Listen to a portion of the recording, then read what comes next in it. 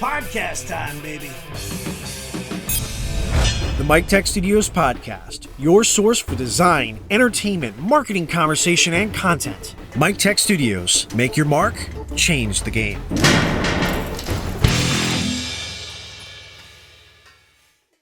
Mike Tech Studios Podcast Episode 19, Brawling with Brainerd, the Hackintosh story, Parental Advisory. As generally all of this podcast content and production series is clean content and generally suitable for all audiences, the following content for this episode will not be. For full visuals and details following this episode, it is best suited to be viewed on YouTube at youtube.com/Mike Tech Studios or directly on the podcast playlist on l.miketech.tv/YouTube-podcast-series. Here we go. The experience and narrative may not reflect every single interaction with named persons or place of businesses. This was also not intended to end in the manner and result that it was either whatsoever. The statements here are literal, factual accounts of these experiences made available to present, previous, and potential bodies of interest, so that with sound mind and judgment, move forward based on supporting the brands, businesses, and services that deserve their support and respect. No one person sets out to have a bad experience or to write one-star reviews. I personally and professionally am no different. So as many of you listeners have noticed in the past several weeks, there hasn't been a new episode. There hasn't been a whole lot of social media activity either. Kind of seems like production slowed down a bit. And the answer is, in fact, yes, it has. And yet, here's the reason why. So as with most folks that know me, I was always a Mac or Apple fan. So I say was, as the most recent years of tech, gadgets, and overall zest of the Apple experience has just been long dead and gone for me, unfortunately. But that's a story to come for a future podcast episode. With the lackluster specs of recent announced Apple tech in the past 5 or 10 years or so and exaggerated high price points, I produce and operate the majority of my podcast and creative content personally and professionally on a Hackintosh. With my time short between projects and more of my work has me just more mobile than I expected, it only made sense to pick up a laptop with great specs to do the same thing that I do now with a desktop. So whether I'm at a cafe, an airport, Bryant Park in New York City, beachside in Daytona, California, or Trinidad, I would be good to go, so it makes sense. So I pulled the trigger on a great Asus GL502. Perfect specs, easier Hackintosh. I just need a hand setting things up as I don't have time to really do these things. The last guy I actually worked with who set my desktop up for me, he seemed pretty reasonable. Until I got the machine I sent him back in a box half the size I sent it out in, with the PC case itself being damaged and dented as he didn't know how to set the small form factor power supply back together in the unit properly and pack it up properly. Truth be told, he kind of actually turned out to be a bit of a douchebag once he got paid, so we pressed on. I did some research. There was actually a few people of interest that I started to take a look at. One was a small mom-and-pop place in California from the looks of things, going by the name of Ignite Computer Professionals, or IGP. Unfortunately, with a nasty foul-mouthed Asian punk with terrible English as good as his grammar, I passed on him. That's also going to be a funny future episode on our conversation, though, but feel free to check out the review yourself. I will post it up on whatever podcast medium has video for a quick chuckle, or check out YouTube. So, anyway, no dice so far. Work is making it just so much harder to spend the hours and hours in front of a desktop to produce the content that I need to produce. Nobody seems to work on these Hackintosh setups in the Central Florida area that I happen to work out of. Now, back in the New York tri-state area, this would be a completely different animal. I'm generally a big fan of supporting local businesses as well, and there just didn't seem to be anyone available for whatever reason. I had someone that I know set up the laptop for me quickly as a favor so that I could use it as a Hackintosh, but they weren't very thorough in their work. They didn't iron out all the bugs for a smooth install. It was, in fact, a rush favor job, and it was working. It just was very, very clunky, though. You know, again, a shout out and thank you to the person who worked on this if you're listening, which I will leave nameless. Unfortunately, this was a short-lived success, as when it was used, it would not go to sleep properly, it wouldn't wake up properly. It could not use the trackpad buttons for whatever reason, and even worse, it prompted an update in the middle of a project, which couldn't be stopped in time, and it messed with the entire Hackintosh install. So it was bricked, couldn't be used anymore. Great.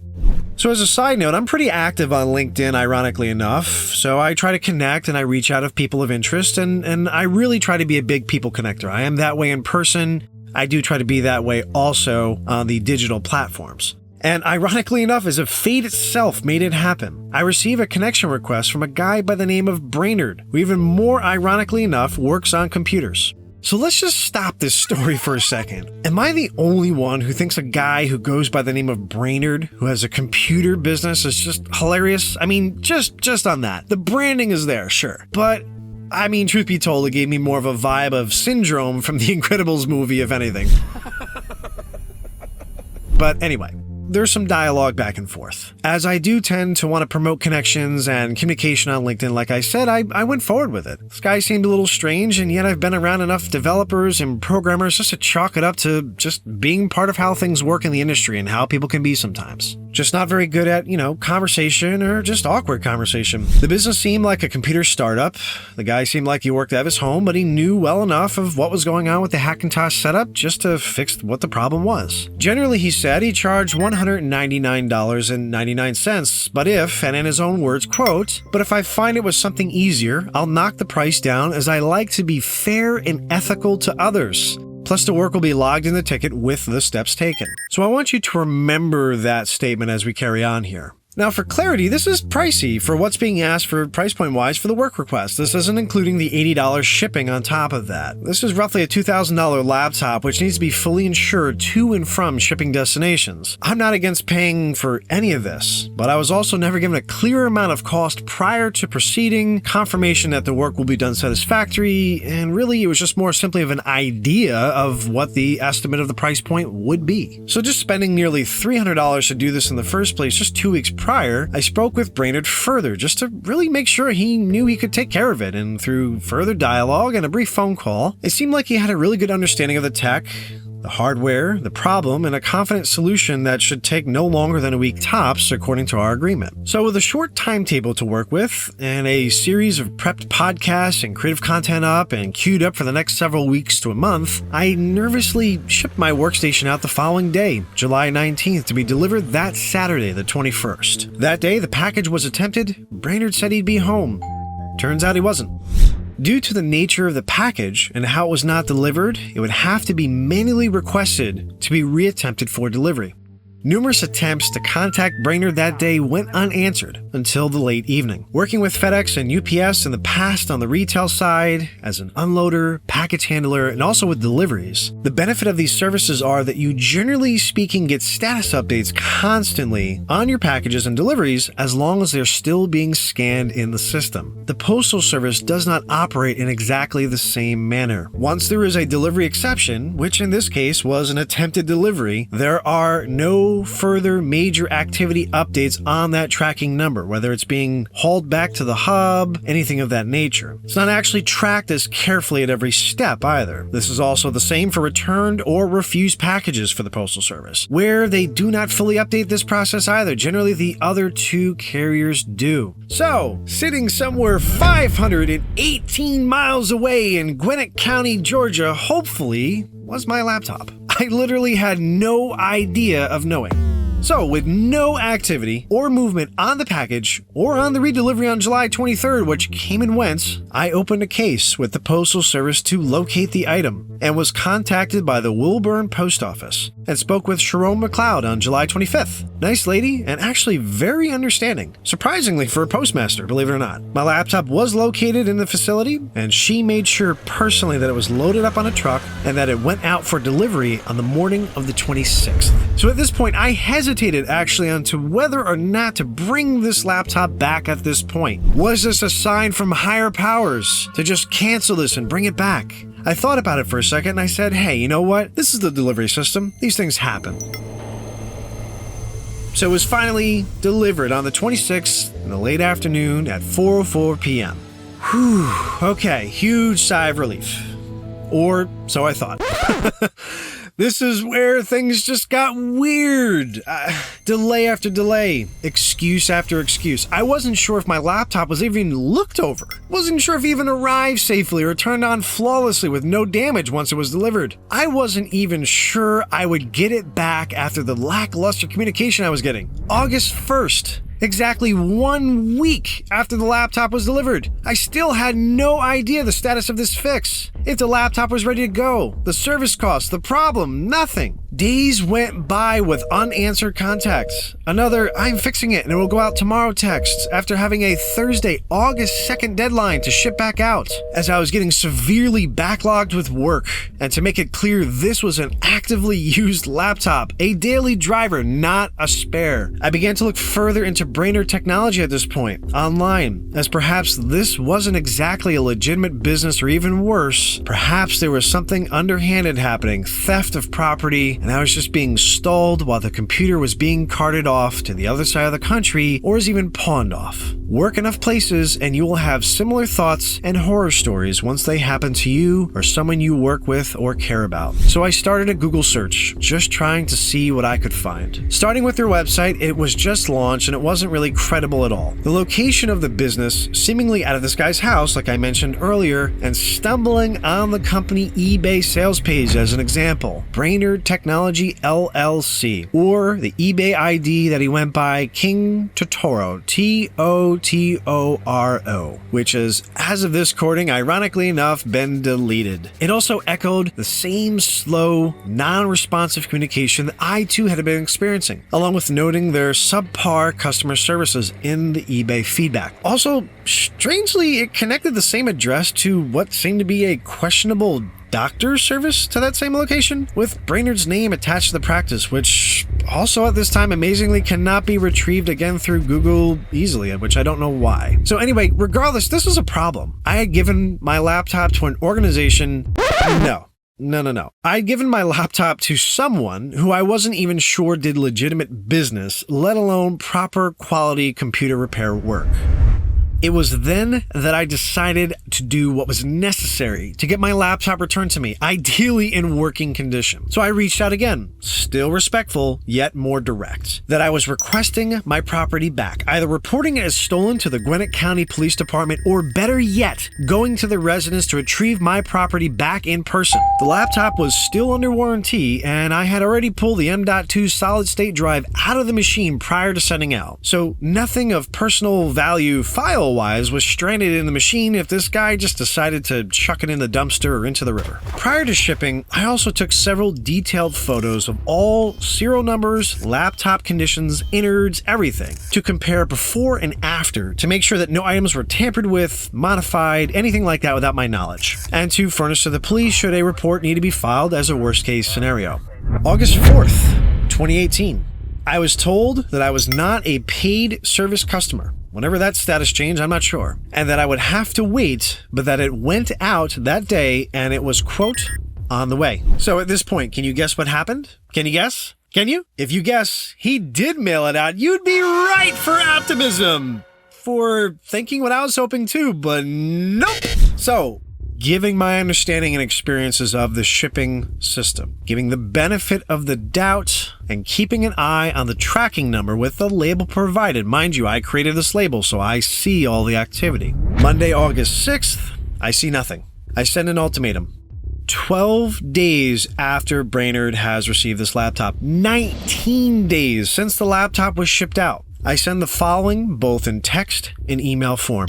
I'm not sure what the issue is here in returning my property. I have requested numerous times in which you have ignored my request to pack properly and promptly return my laptop shipped out to be worked on. You have cited numerous excuses and delays in working on it. The laptop was not shipped out Saturday as you stated. There is still no tracking history in the tracking label provided, number and then the forward number. Should the label I provide not reveal that my laptop is in the USPS tracking system by end of business day today, I will be reporting the laptop as stolen by you by the Gwinnett County Police Department, along with doing what is necessary to retrieve my property that you have refused to return, including furnished all conversations, serial numbers, and details of this laptop work arrangement. This laptop was shipped out to you July 19th. And today, as of August 6th, I have still not received the status on my laptop, nor has it been returned to me. This may be how you do business with others, but this doesn't work for me. Refusing to respond, not answering the phone or inquiries, I highly recommend re-evaluating how you communicate with those who enlist you for your services in the future, personal, paid, or otherwise. So then, Brainerd realized the error of his ways. He apologized and promptly sent the tracking information over to show that it was shipped as stated, right? Happily ever after, the end? No, silly, this isn't one of those Disney movies. This is America, boy! This is America. So I'm going to read the following that was received from a, as far as I am to understand, adult male. A business owner, adult male, mind you. I also want you to remember the prior, quote, I like to be fair and ethical to others comment that we spoke about before. Quote, shut up, it's on the way.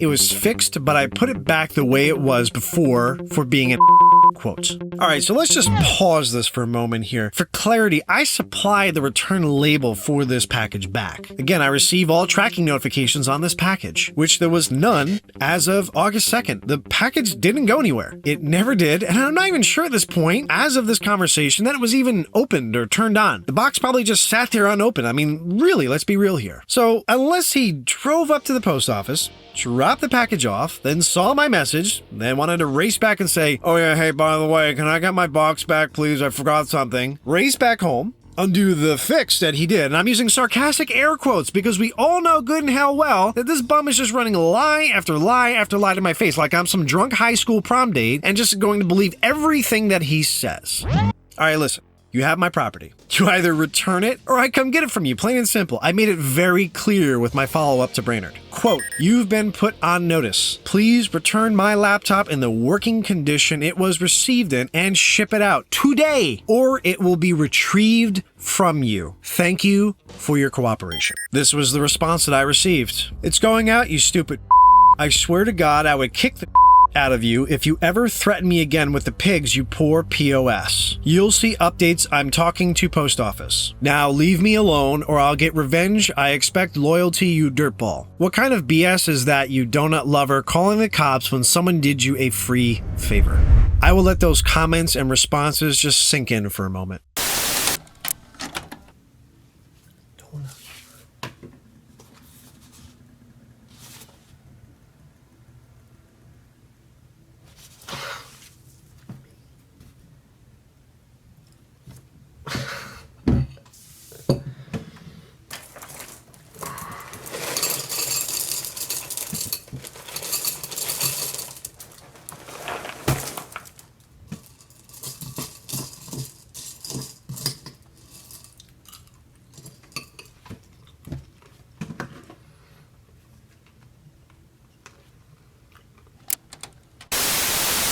Soon after, I receive an email with an extremely cropped picture of what appears to be a receipt with the hilarious "do not contact or I will say you are harassing me" text tagged on for good measure. Following up with the even more hilarious "do not contact" email sent to some bogus legal email address to his company and CC'd to me that he made up just to make himself feel better. And unfortunately, it just made the situation even more ridiculous. All right, so let's go over a few things here. Number one, let's be clear. These are actual events and actual conversation from an actual business owner to a customer. I don't care if you're family, close friends, or even coworkers. This is a credible threat that charges can be pressed on. You don't ever ever speak to a customer or a person of business interest like this. And on a side note, you don't ever speak that way to me. Number 2, I was born to one of the 4 wealthiest Italian families in New York State. So just because I am not sure if you're capable of doing your job as advertised, it doesn't give a business entity or otherwise my business support. It doesn't make me wrong. It just means that you deliver a garbage product, quality, or service that I want no part in supporting of. Number 3, your bogus request to be left alone? Absolutely. Listen, buddy, return my belongings and our business is done here. Pretty straightforward, really. I owe you nothing, you have done nothing, and you'll be doing nothing further with my property, and this conversation is over with you and any of your cohorts once my property is returned. Number 4, the laughable point. There is absolutely no favors that have been done here. None, okay? This was a process that I could have attempted on my own in the time, the headache, and the inconvenience that it took to go all through this for almost a month. The focus was supposed to be on the projects and the content that I was supposed to be doing and using this computer for, not dealing with the complete and total breakdown of trust, communication, and potential theft and vandalism of my device. So, with all that being said, did the laptop return back, do you ask?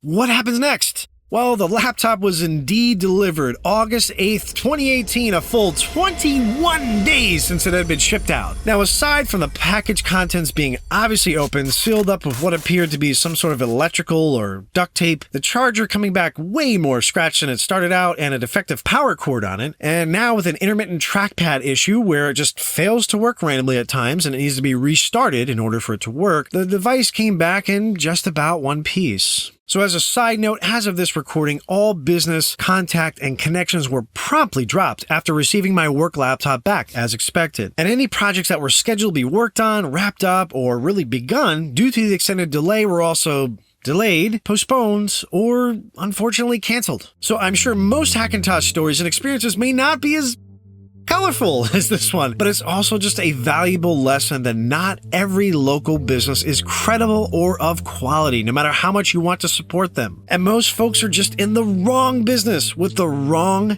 temperament for the trade. Did I ever get the laptop set up properly as a Hackintosh, you ask? Because that's really what started this whole thing. Unfortunately, not at this time of recording as well, as I've had to resort back to the much slower rendering and editing machine to get this produced and get content going back out with Final Cut Pro. So just curious, if you are a content creator, what is your choice of software if it's not the Mac platform, if it's not Final Cut Pro, and why? Why do you use it? Feel free to comment below. Also, do you think it's okay for a business of any size, of any nature, of any industry, to speak and deal with customers this way and still be operational? Comment below with your thoughts or your experiences of negligence or just ridiculousness. And hey, you know what? If you are, or if you know of anyone works within the Hackintosh realm of things and you're a great enthusiast, you're an expert, or just all around good people, please, by all means, get in contact directly with the podcast, the show, or the website. You can reach out directly on MikeTech.tv or email go@MikeTech.tv because I'd love to hear your experience, your struggles, or your success stories with your builds. With that being said, I'm Michael Midnight, and this has been yet another episode of the Mike Tech Studios podcast.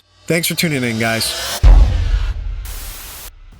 Follow all Mike Tech Studios news, podcast content, and topics of interest on social media by searching for Mike Tech Studios on Facebook, Twitter, Google+, YouTube, SoundCloud, iTunes, Google Podcasts, or your podcast app of choice. Or check out our sister brand Recruitmentary for all of your career resource, job searching, or seeking needs on the recruitmentary.com or youtube.com/recruitmentary platforms. All links for our podcast content can be found on both the Mike Tech Studios website and recruitmentary.com for ease of access. Amazing guests, tips, humor, and stories available on iTunes, Google Podcasts, YouTube, SoundCloud, and your podcast app of choice. Mike Tech Studios, make your mark, change the game.